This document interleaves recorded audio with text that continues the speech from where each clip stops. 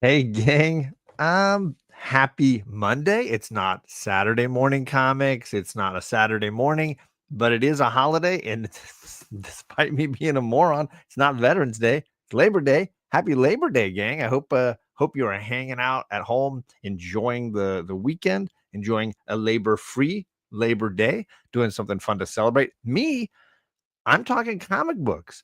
I am here to talk comic books as I always am. I've got the Captain Marvel Saga of Monica Rambeau here next to me, and a friend who has it as well. I'm talking about the one and only Magic Lasso.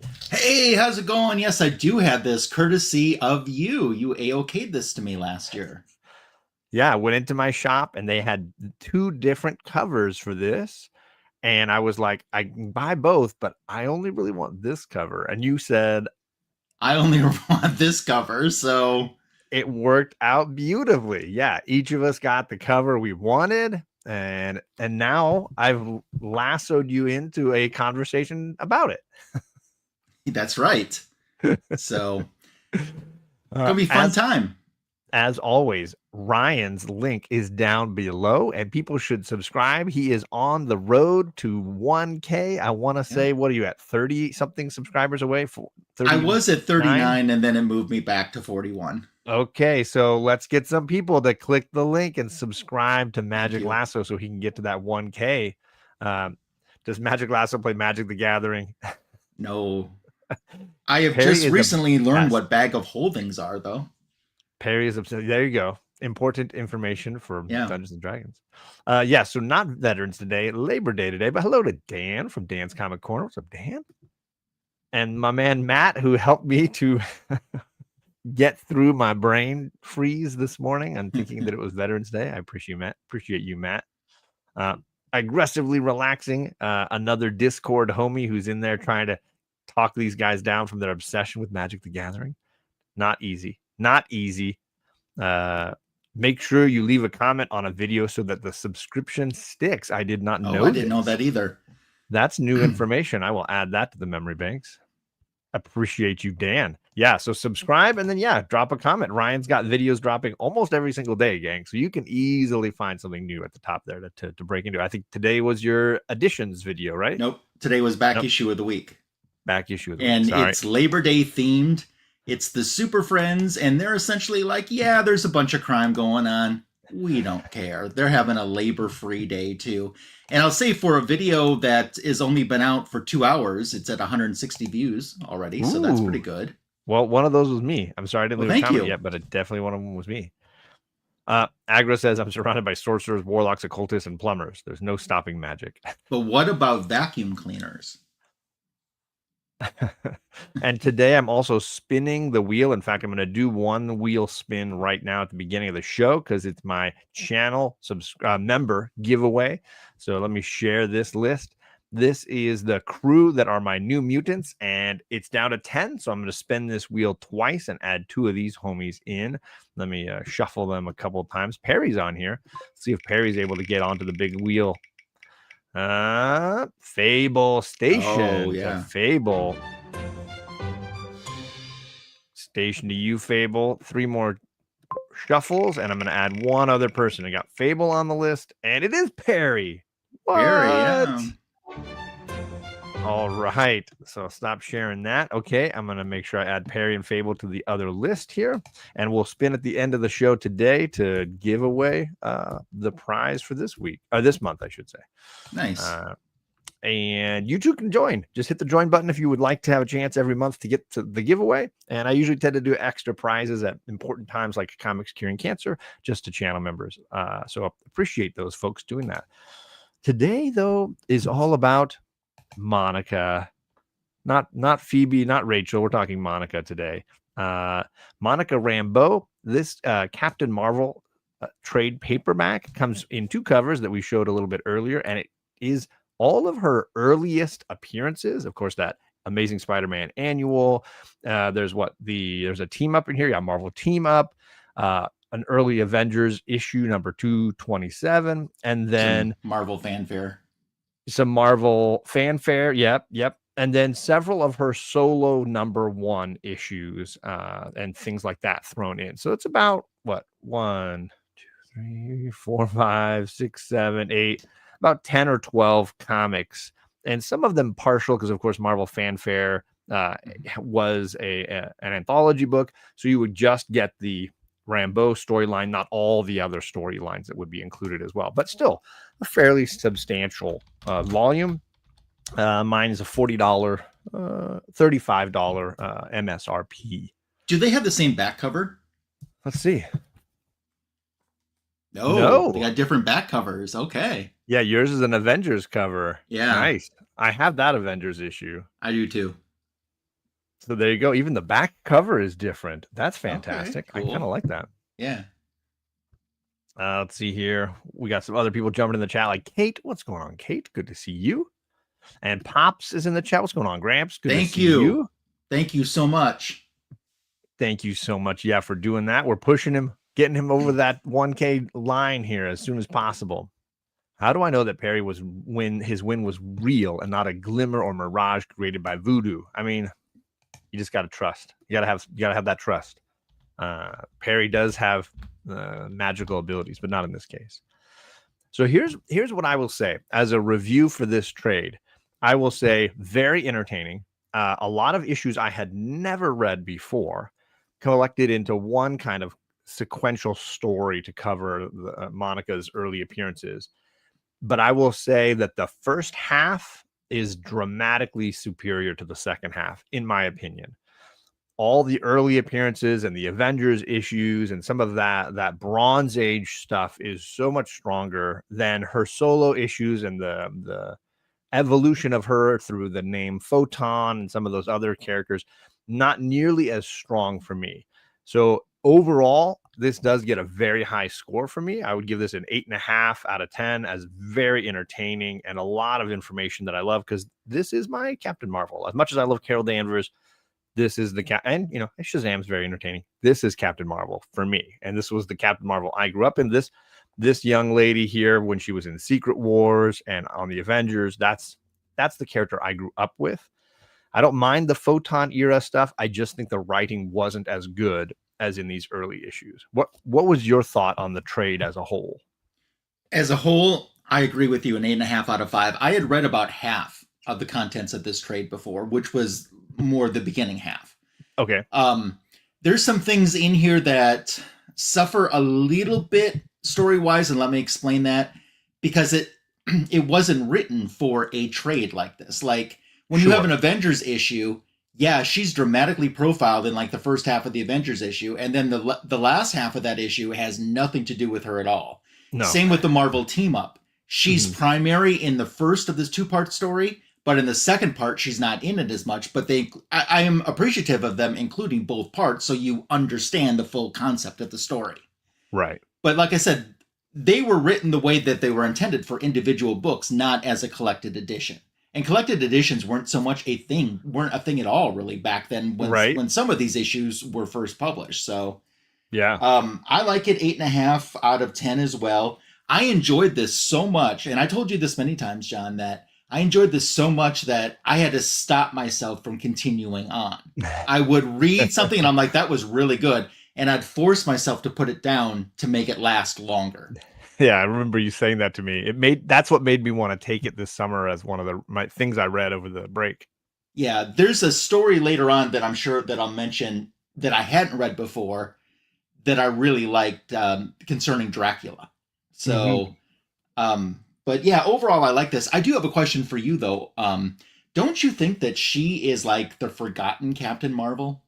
Oh, completely. I think she had her heyday in the late 80s as the Captain Marvel.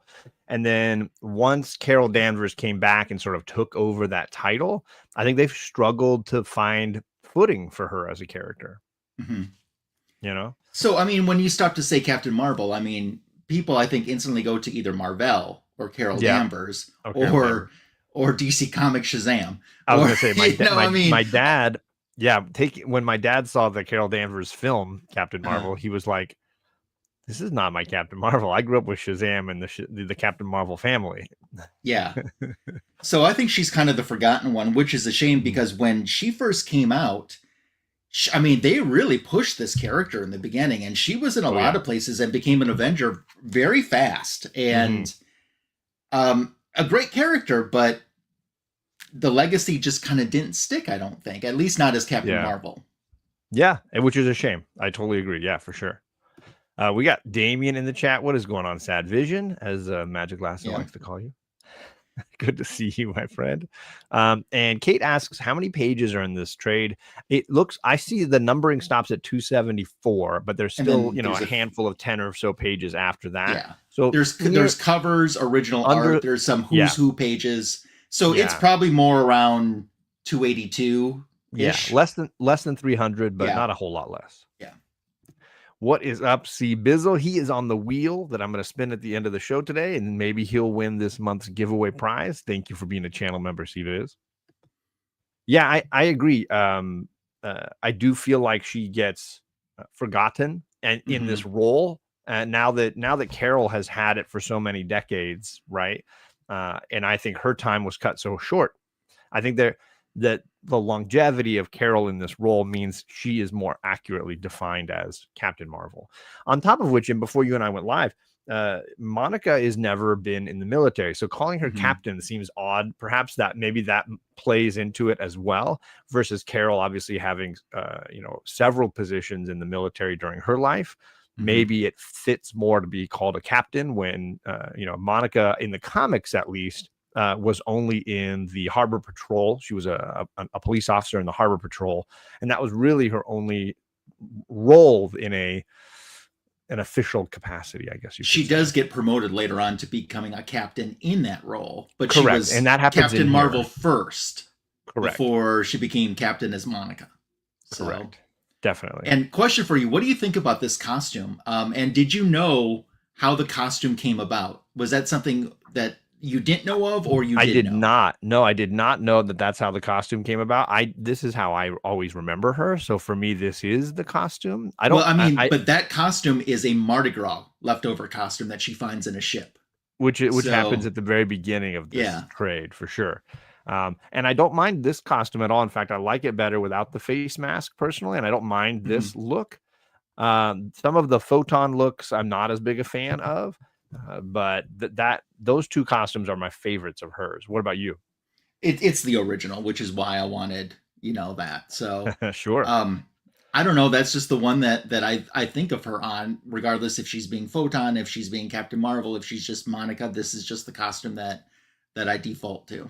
Yeah, for sure. And again, when I was reading the Avengers, she was the leader of the Avengers. Captain America was kind of absent during that period, and he would sometimes show up, but it was pretty much, Monica's team. And that's how I saw her. And it was fun because I had, Aurora leading the X-Men at that time, and I had Monica leading the Avengers. It was black women running the world. They do reprint the issue where she's trying to decide if she's going to be the Avengers. Remember, she gets nominated, I think, by Cap, and she has a lot of uncertainty about it. So that's one thing that I think that this trade did a good job on, is showing the multiple layers of her, and they showed an evolution of a character to me from the very beginning to a character that is confident in their powers, and then all of a sudden it's like, well, I'm confident in my powers, and now they want me to be a leader. Can I do it? Right. And that hesitation again to becoming, confident again. At one point, she's lost her powers too. Yep. And she just uses the intimidation factor of, they don't know I haven't lost my power, so maybe just me appearing like this is enough to scare them away. Right. Yeah. And I think seeing her struggle with leadership, because she was never in a role previous to this as a leader, right? She was part of the, law enforcement unit, but never like in a leadership capacity, the way she is as leader of the Avengers. So it's an uncertain role that she takes, but obviously the faith of Captain America enables her to maybe have the confidence that she doesn't naturally possess. Yeah.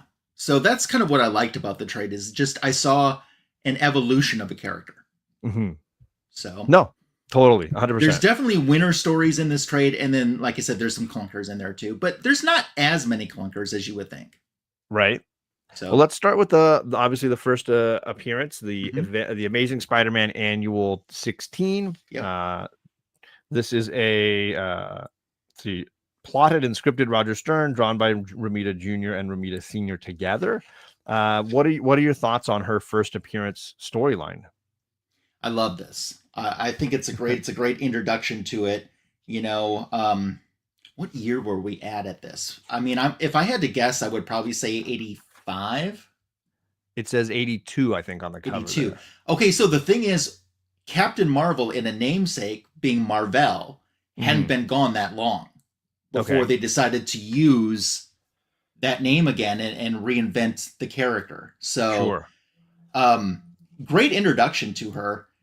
Different type of character than we had at that. I mean, that's the money shot. That's the poster page right there. And that's why I chose it for the thumbnail for this. Yeah. It's such a great reveal. As a matter of fact, I don't think the cover of the annual is all that fantastic. It isn't. It's so bland. Yeah, but that is really good. Yes. So, and a great way to introduce her, because I think you get her origin, like you're saying, the Harbor Patrol storyline. You get her undercover, and then you get the explosion that gave her powers. You get her interaction with Spider-Man, who is a superhero that some people don't trust because of the newspapers and what they're saying about him, and they end up finding an unlikely sort of team up. You get a little bit of the Thing thrown in there as well. So it's a lengthy annual. Oh, I forgot Iron Man is in there as well. Yeah, you got the full Avengers. Yeah, you know there. Even there's a Savage whole lot to it. Yeah, so. Right. And then it kind of continues over into 227, which is an Avengers book I didn't have, and I did end up purchasing immediately after this, and I don't know where I put it. It's in a box somewhere. Yeah. And that one is, let's see, Sal Buscema on art and Roger Stern continuing on story. But yes, she's being tested for her abilities and kind of getting to know the Avengers and trying to find if she's got a place that fits in this universe, right? And the story of the backstory of her, life plays out a little bit, but then to your point, the second half is a lot of Hank Pym and Janet and drama there. Is this cover supposed to be an homage to X-Men 125? I never thought of it that way. One with Phoenix in the silhouette. Yeah, that's what it feels like to me. You could say that. Yeah. I hadn't thought of it that way. What is going on, Bruce? Good to see you, sir. Happy Monday. Happy Labor Day. Hope the kingdom's well. Yes. I could see that for sure. But for me, these two books kind of have to go together. The Spider-Man origin, her first appearance in ASM annual, and then this Avengers issue. Not that you need the entire Avengers issue, because we've mentioned it now twice, that like the second half is not her really at all. But the first half is a continuation of her trying to find a place among these big superheroes. Yeah. And then after that, we jump to Marvel Team Up. Marvel Team Up. There's two Marvel Team Up issues, 142 and 143. With the 140, the 142, is a bigger issue for her. The 143, she's not even listed on the cover. But it's a continuation of the story. Yeah, it's a continuation. Has this amazing splash page beginning, which I love. But to your point, I think earlier, she plays out a little bit at the beginning, and then the rest is Spider-Man and Starfire, and she's at the very Star Fox, and a little at the end when Spidey comes back. And that's pretty much it. So, but the first issue, they're in it a little bit more. How are your feelings on the Marvel Team Up issues? I like them. So, like I said, if you're just reading for Monica Rambeau, you get shortchanged in the second half. But it's an overall story arc, and I think it was wise to include the second part of it. Otherwise, I think people would have said, this doesn't make sense. Why would you just give us half of a story? Right. You needed to at least have the conclusion of her plot line with Spidey getting teleported away and then brought back. And again, it's connected to her learning about her powers and how they work and the origin of where she got them. So in that sense, it's kind of an ongoing evolution, like you mentioned, for her character and her abilities. Yeah. Then we get an issue I've owned for a long time because it's in a run that I really love of Avengers issues. We get 279. A new team is kind of forming, and they're trying to decide who will be the leader for the team. Roger Stern's still going. John Buscema still going, but Tom Palmer is helping to finish the pieces off. I loved this issue. This was great. Again, the first half of this trade paperback, I think is so strong as far Mhm. as good Bronze Age storytelling, good character evolution. And because she's appearing in so many team ups and team books, you could be frustrated that it's not just focused on her. Yeah. But I think But it's not supposed to be. these writers are doing a good job of writing team stories, Mhm. and she is one facet, an important one, but just one facet here, right? Yeah. Any thoughts on her deciding whether to be the leader or not of this team? I just thought it was good, and I like the interaction between her and Captain America. Her and Steve, he doesn't tell her what to do, but he helps bring her to the conclusion that he knew that she needed help getting to. Right. And you see them rescuing some kids from a collapsed cave. Yeah. And you see a little bit of some of the other Avengers and where they're at. But yeah, to your point, the focus is on Cap Mhm. realizing who is the best fit to Yeah. take over for him, because he's moving on. He's Yeah. not necessarily looking to stay as an Avenger going forward. And then we jump over to the Hawkeye solo series. Solo Avengers, yeah. Which is an odd, it's called Solo Avengers, but Hawkeye's the main focus, although there's a secondary backup story, I guess you could say, with Captain Marvel. Yeah, which is what we get. Also, more Roger Stern on writing. He seems to have had a big hand in her early appearances. And so this is a fragment of that comic. If you were to buy the comic, obviously you would get the whole thing and you'd get the Hawkeye story. But here they just give you the Monica Rambeau storyline. And again, connected to learning her abilities, right? Learning how these powers work. How did you feel about this one? I don't remember enjoying this one as much. It's a little more bland. Yep. It feels like we're starting to spin our wheels a little bit and repeat Mm-hmm. ideas or concepts for her character. Mm-hmm. I didn't dislike it, but it was fairly simple and the villain was kind of boring. It's this mechanical everything guy. else had been a little bit stronger until this one, I thought, in the trade. Right. And I can't even remember the bad guy's name. Yeah. But yeah, they basically are connecting back to the scientist who ran the experiment that gave her powers at the beginning of the comic, or the beginning of the series here. Mm-hmm. What's up, comic fan? Thank you for coming by. Next, we have the first Marvel fan. There's more than one Marvel fanfare in this, right? Yes, I believe so. This is the first Marvel fanfare issue. Because there's 42 and 57, and anybody who's never read Marvel fanfare, they're often anthology books as well, and you might get one story here, one story there. So we get a story called Once More in the City of Light, and this one has to do with Dracula.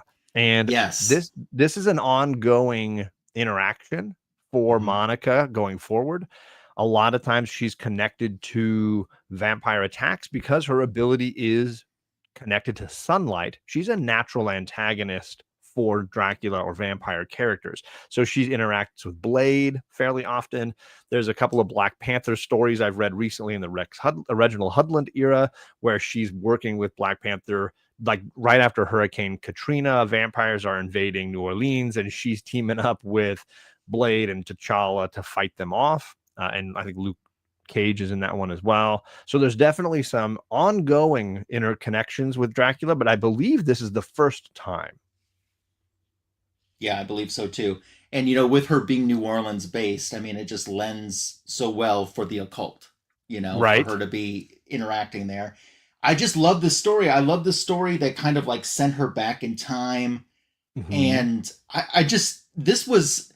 I'm not real crazy about the art, to be honest with you. The art could be a little bit better for me, but the story I really liked. So it's Dennis Maloney on story and Bob Hall on artwork. Yeah. And I can see what you're saying. The artwork is a little bit stylized. Mm-hmm. But yeah, I love the time travel bits. You get to see a Dracula in his heyday. You get to see Monica trying to sort out a problem from the past so that it doesn't impact the present. And yeah, like I said, ongoing sort of interactions between her and Dracula, which I find as a great foil or villain for her rogues gallery. Yeah, absolutely. So yeah, really like that story. That was one of the ones I had never read until this trade, and I was Oh, like, nice. okay, yeah, I like this. Then we jump into the 90s. What are we at? 90. Reading it sideways. 93. I think it's 93. This is the first solo series, Giant Size Special, Captain Marvel Reborn, It's a one shot. and it's a one shot. Oh, it's not an ongoing. I thought it was an ongoing. No, this was a one shot, I believe. Okay, Dwayne McDuffie writing, Doc Bright on art, and it recounts her origin, but also sets us up to understand, like you were saying, how she gets back into working on the water. Her role kind of shifting without her powers anymore, and deciding how she can still be of value in the roles that she's had in the past while rediscovering her own abilities. And she does still have some powers as she discovers, but they're not quite the way they used to operate. It's almost like she's got a new upgrade to her software and it's not operating the way she's used to it operating. Yeah. What did you think of this? Because it's a giant size double Yeah, issue so here. it's definitely a longer story. I thought it was well flushed out. That book was a key for a hot moment when Monica Rambeau was real trending in the MCU. So that book and her first appearance really shot up in price, and of course both have definitely cooled down. Because it was basically a redefining of her character, basically. And I think it was her first solo book. Got it. You know, I had never read this. I had never read this book. It was kind of at the tail end of my collecting, and I somehow missed it. I did enjoy the character evolution, like we were saying earlier, but I didn't love this as much as the bronze stuff right before it, but it was very entertaining, at least. For a longer book, it did feel like it had a lot of meat on the bone.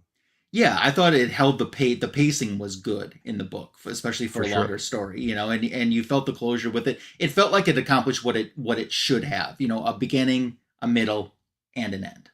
Perfect. All in one issue, which I know someone might say, well, that's stupid to say, but some books don't give us that should. I mean, you're not wrong. Any other thoughts on that first one shot? No, I liked it. I liked it. I own the individual issue. I didn't get that until just within the last couple years. Now that the price had cooled down again. Yeah, I don't have that one still. I still don't have that one. So that's one of the one I'm missing. A lot of the team ups and the Marvel fanfares and the one shots. And speaking of Marvel fanfare, the next issue is the Marvel Fanfare 57. And yeah, it has that great splash page, which I believe was the back cover. Yes, the Marvel, because she's still getting short shrift on the Marvel Fanfare. Yeah, clearly the other story got the front cover. Yeah, but I love that back cover. It's gorgeous. Yeah, absolutely. Let's see on the artwork. That was the story where someone was about to commit suicide. And correct. How she affected their life. It's definitely, I mean, it's the backup story, so it's a short story. But for the few pages that they had, I thought it was good. Yeah. This is Bill Mantlo on story and George Freeman on pencils. Al Milgrom on inks. The art, not necessarily my favorite again, but this one has to do with a storm at sea and with the police having some kind of an investigation of a crime and a woman who is considering ending her life, and the way in which Monica impacts her decisions and helps basically save her. Mm-hmm. Any thoughts on that one? I enjoyed that one, but I still feel like we're spinning our wheels a little bit at this phase, trying to decide, is she a street level hero? Is she a cosmic superhero? Is she a team superhero? How does she fit into the universe? I think is still up in the air. Yeah, I mean, it's only an 11-page story. Yes, but it goes pretty fast for 11 pages, and sometimes a short story can be just boring because they don't have the time to get into all the details they need to get in to make it a more effective story. But for 11 pages, I thought that they did a good job. And then next up, we've got Captain Marvel #1, another solo series, and this was an ongoing, maybe? I believe so. Okay. This one I had never read either, and this one is, let's see, we've got Dwayne McDuffie plot and script by Dwight Coy, and art by MD Bright. And this might have been my least favorite issue, I think. Yeah, this one didn't do a whole lot for me. It is another double-sized issue. Mm-hmm. And so this would have been mid 90s, and she's got her powers back, and it's basically dealing with this cult called the what are they called? They're just saying, you know, they're White Unite. There's the group. They're really a strange set of bad guys. The Song of the Sons of the Serpent. That's what it is. Oh yeah, Sons of the Serpent. This crazy cult that she's fighting, and yeah, I think it was trying to talk a little bit about college life and activism and villainous white supremacist groups, but they're really kind of like super powered, like they've been given abilities, and her light power mixed with their like whatever uniform costumes, whatever, starts to create these weird monsters, this black sludge monster that she's fighting. It's a strange one that I don't know that I fully understand. I just for me, it just was kind of like not as exciting as some of the others, and certainly didn't develop her character a ton. Yeah, but that was me. Yeah, I'm with you too. That was not one of my more favorite ones. And then now the last issue is Avengers Unplugged, and this is issue number 5. This is who is on the artwork for this one? Do they even tell you? Oh, there it is. Let's see. Oh my goodness. Even with my glasses, I can barely read this. Pencils by MC Wyman and art by Glenn Herdling? Sure. Nerdling? Something. But this is a very 90s comic with giant muscled guys. Quasar with the crazy mullet ponytail. The one that goes all the way down to almost his knees. It's the wild Quasar ponytail look with the with the members only kind of jacket. And but you do get a glimpse of Marvel. Do you? Isn't that Marvel up there? Right above him? Oh, on the screen? Yeah, on the screen. That might have been. Or he might be looking at like a version of himself. Oh, okay. Because they don't reference it as Marvel. Okay. But yeah, you do get sort of a cosmic Avengers grouping as several characters, including Star Fox back again, are having this sort of new team that's looking at how do they all work well together. Quasar, Vision. Vision, by the way, shredded. This is the giant Vision, just absolutely muscle bound. But it's the 90s, late 90s. Yeah. And it basically ends with her choosing the name Photon, which is kind of the pivotal end moment there. And then they throw us some unused pages or original art from the ASM annual and some other fun covers and stuff at the back with a little history of Monica Rambeau, or 8 or 10 pages of her history.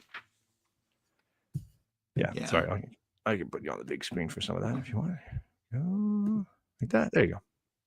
Yeah. So there's some black and white, there's some color pages, and then the history pages as well. What's up? Perry's back. The cork is here. I appreciate you, buddy. Yes. Covers for the Women of Marvel trade paperbacks. Yep. Gramps says, have a good day. Everybody in the live chat have to go spend some time with the baby granddaughter. Okay. Enjoy it, buddy. Yeah. And then the little history of Monica. Yeah. So you can read the whole chronology of her character. Yeah. And at the end, you get some who's who pages, or a who's who page at least. Yep. Yep. So that's the entirety of the trade. Those basically, 12 issues or fragments of some of them.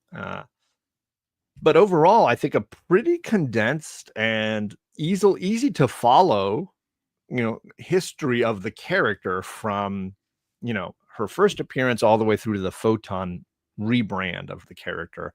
You kind of get several of her arcs, several of her, story arc pieces put together. Mm-hmm. And I think despite the fact that it covers well, almost probably 15, 20 years, like it really does a pretty good job of keeping the thread line all the way through for me. Yeah, I thought so too. And I think the purpose of the graphic novel was to go from Monica Rambeau, non-powered, to Photon. And it did a good job in its mission statement, if that's what it was. But that's what I believe it is just from reading it. Yeah, I think for anyone who had never read the character before and only seen her maybe in the film, they could pick something like this up and get all of the information from the comic book side that they need. Yeah. Despite the fact that obviously the character in the movie, and she's in WandaVision and other stuff too, is different, right?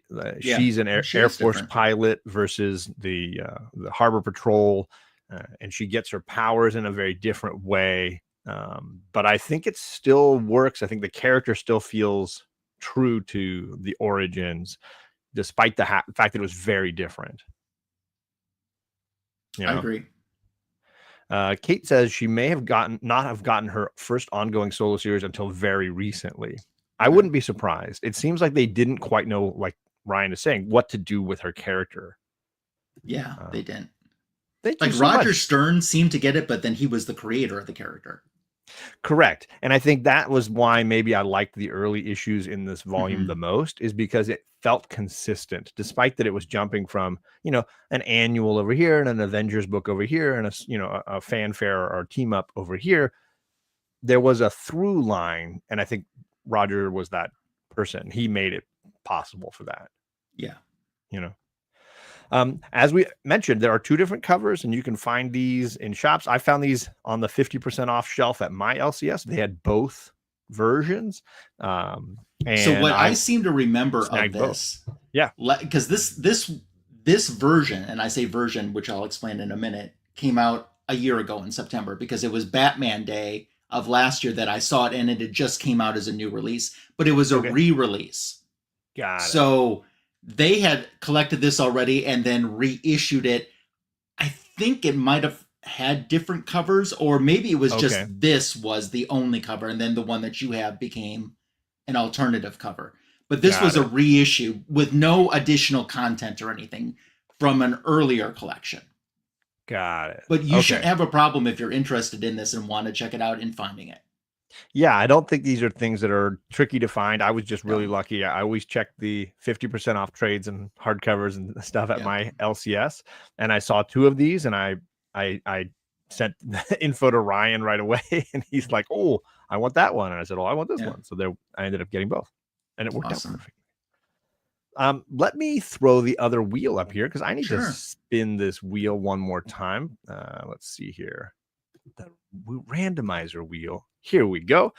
So these are all the folks that are on the prize wheel to win the giveaway this month. And let me shuffle the names 3 times. And let's see who our winner is. Go blue. Is that what you are? You're blue? Yep. Oh, it looks like Fable or Old Wolf. Not Wolfie again. That guy. Oh, my gosh. Oh, my gosh, that Wolfie. What a problem he is, this guy. My goodness. Well, congratulations, Wolfie, but I don't know, rigged. Congrats to you, Tony. Let me go slightly bigger here. I'm sending Tony this Spider-Woman variant cover. That's nice. I'm sending him this fun X-Men Red Storm cover. I'm sending him this rebirth or animation of Elektra issue, and I'll let him choose some trades from my trade paperback wall here and send all that along to you, Tony. I think I might have a box already going for you, Tony, so we may combine some things together and get that out to you, buddy. Do you have his mailing address? I definitely do. Okay. Good to know. So as I mentioned, Ryan's on his way to 1,000 subscribers, so you should definitely hit the link down below and find his YouTube channel, and then watch his video today to add a comment to that, so that you make sure that that subscription sticks. That's right. So if it's okay, I'll talk about what's coming up on my channel, what's Please on do. and what's coming up. So yeah, let's go. My back issue of the week dropped this morning, Labor Day edition, as I mentioned before, about the Super Friends just kind of taking the day off when even though there's crime to be fought, they took the day off, at least on the cover. So you can learn about this comic book in my back issue of the week, short. And then tomorrow I'll be dropping a comic book editions video. This will be another, it's just been raining AOKs on my house, including one from John a couple weeks ago, which you can find already posted on the channel. But this one kind of comes full circle because it's Silver Hair Bronze Age Babe again. She started out this raining of AOKs, and she's concluding this rain of AOKs. She just sent something to Tony as well. Tony just did an unboxing from her that came out today. Nice. So that's what's currently, and she sent something to Signature King Tony as well. So she's just been AOKing everybody. She's on a roll. She is. So that's coming out tomorrow. And this upcoming weekend, Sunday, will be Fanboys Live in the Retro Review. We did a show last night. We had Cliff on comics last night, which is awesome. We did Superman, and then we did some Legion of Superheroes stories. This upcoming week is definitely not going to be my wheelhouse because I don't know a whole lot about this. But we have a special guest, not so much from the comic book community, but from the Star Trek community. Ooh. We have the NX7062 podcast joining us, and we're going to retro review the first 3 issues of Green Lantern and Star Trek. Wow. Okay. So that's something, I don't know much about Star Trek at all. I know a lot about Star Wars, but not Star Trek. So we're excited to have her on. She's someone like I've known for a long time. I've met her in real life many times, even though she doesn't live in the same area that I live in. So we're excited to have NX7062 podcast. She does like a Star Trek / pop culture live stream each Monday nights, and she's gearing up to start her new season because she's been off for the summer like she usually does, and this is kind of like the beginning of gearing up for her new season. So she'll be on. That will be 8:15 p.m. Eastern this Sunday, 7:15 p.m. Central. And then John, you and I do a monthly JLA Avengers show. Yes, indeed. So we're going to have to pick a date here in September because we just recently did issue 16 on my channel to finish out August. And so we're going to have a September for issue 17. Yeah. And it'll be over on your channel. It'll be on my channel. That's right. Yes, sir. And just thanks to everyone who's subscribed and all the friendships and the comments and the awesome people that I've gotten to know. It's truly an honor. You're going to be at 1K before you know it. I can already tell. I think that's true. I mean, I've set a goal of trying to do it this year, and I think that's reasonable. Very, very reasonable. Yeah. So we got 4 months to do it. I totally think it's possible. And for those who are also wondering real quick too, another goal that I have is finishing up Justice League of America Volume 1, and I'm 1 issue away from. And it's not even a key issue. It's not like I'm missing issue 1 or 21 or something like that, you know? It's not even a key issue. I just haven't gotten it yet. So, but it's got to be the right one at the right price at the right time, right? I'm telling you, I think it's good. Well, it has to happen because the issue I need is 19. We're reviewing 17 this month. Right. So it has to happen either this month, next month, or right before, at the end. Yeah, right before. Somewhere in November. It's going to happen in the next 2.5 months, is what I'm saying. But I'm kind of thinking this month is the month to pull the trigger on it. Which is a huge achievement. All the Volume 1 of Justice League of America. That's a big achievement. I never thought I would be able to do that. Yeah. Never. Yeah, right, Kate? Exactly. Crazy. Went away. Crazy. Yeah. Well, congrats on that. And I know that you're going to achieve both of those goals. I'm going to say, maybe they'll both happen in November and then you'll be set for the end of this calendar year. As for me, I've got a video that I just dropped this morning on Superman versus Man of Steel. Can you compare these two? And had a little discussion around that. Tomorrow night, I'm over on No Good Comics channel, and we're going to be talking about the end of the Reginald Hudlin run of Black Panther, and we'll be finishing out that Black Panther chat. And then Wednesday night, I am hosting book club, and Whitewell Comics and I are going to read the first issue of Matt Fraction's Batman, which comes out this week. So we will be doing a live stream breakdown and review of that issue number 1, and hopefully we like it, because otherwise it can be a I'm thinking about getting one of those just because it always seems that no matter what volume it is, a Batman number 1 does go up in price. And they got this blind bag thing, and I don't care what I get as a cover, to be honest with you. Okay. So I'll just pick up one of the blind bags and see what happens. Sure. I mean, that's totally fun. Then you get to do an unboxing of sorts. Yeah. So that's it for me for this week as of now. D&D is off on Sunday. I'm going to do a pre-record with a community member for my next community member interview, where the comics episode. So I'm going to do that off air, but then I'll do a live premiere so you can watch it on a Saturday morning live if you so choose. So that one will be coming along at some point. I haven't decided when and how that'll drop. So that's it for me, gang. Congrats to Tony. Old Wolf, I will be hitting you up on Instagram at some point today, buddy. I hope everyone's having a lovely Labor Day off from work, and I will catch you all again soon. Bye. Bye.